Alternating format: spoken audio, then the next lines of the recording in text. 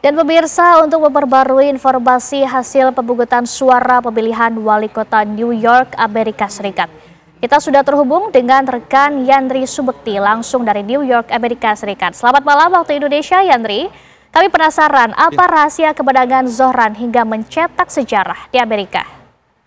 Laura, seperti tadi yang digambarkan dari hasil sejumlah pemilihan yang dibilang of the year, karena pemilihan 4 November tahun ini bukan memilih anggota Kongres maupun bukan memilih presiden, namun memilih pemimpin daerah, pemimpin kota maupun negara bagian.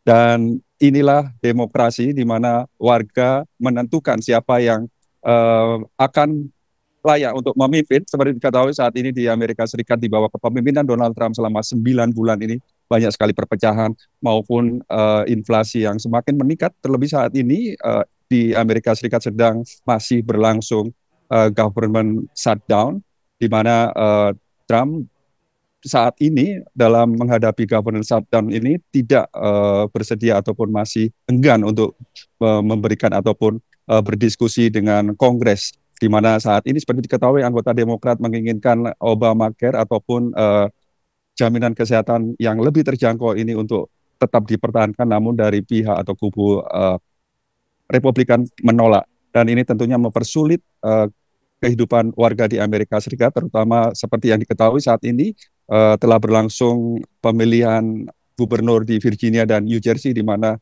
kandidat dari Demokrat memenangkan pemilihan, terpilih menjadi gubernur yang baru. Dan juga demikian di kota New York, dari kubu Demokrat sosialis ini memenangkan pertarungan dari pemilihan kepala daerah. Ini menunjukkan bahwa warga menginginkan perubahan, mereka menginginkan perubahan kehidupan terutama ekonomi, di mana mereka masing-masing menawarkan seperti di kota New York, seperti yang disampaikan oleh Mamdani bahwa akan mutlak diperlukan perubahan di kota New York menjadi kota yang lebih terjangkau.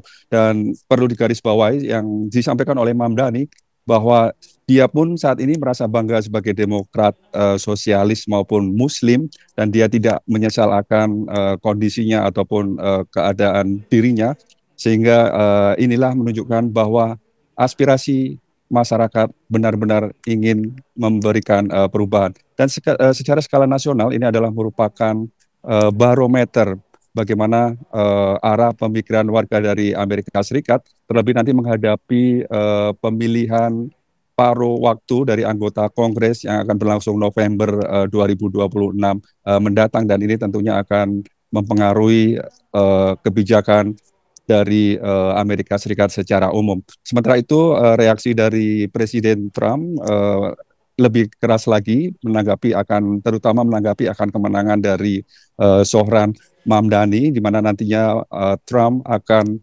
menghentikan bantuan atau pendanaan dari federal kepada New York City, dan juga respon atau dalam pernyataannya di media sosial, Trump menyalahkan komunitas Yahudi di kota New York sehingga Zohran Mamdani bisa menang. Sementara itu dari kedua kandidat lawan dari Zohran Mamdani, yaitu Andrew Cuomo yang hanya memperoleh sekitar 40% dari total suara, ini sudah memberikan pidato menyatakan menerima kekalahannya. Demikian juga Curtis Sliwa dari Partai Republik juga menerima akan kemenangan Zohran Mamdani.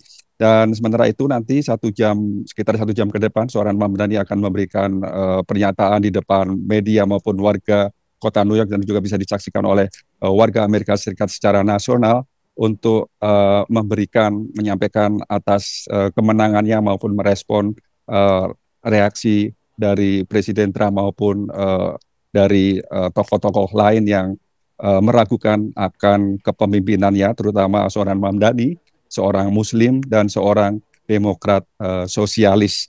Diharapkan nanti dengan pertemuan ataupun pernyataan persnya ini akan memberikan kepercayaan maupun ketenangan di skala nasional. Laura.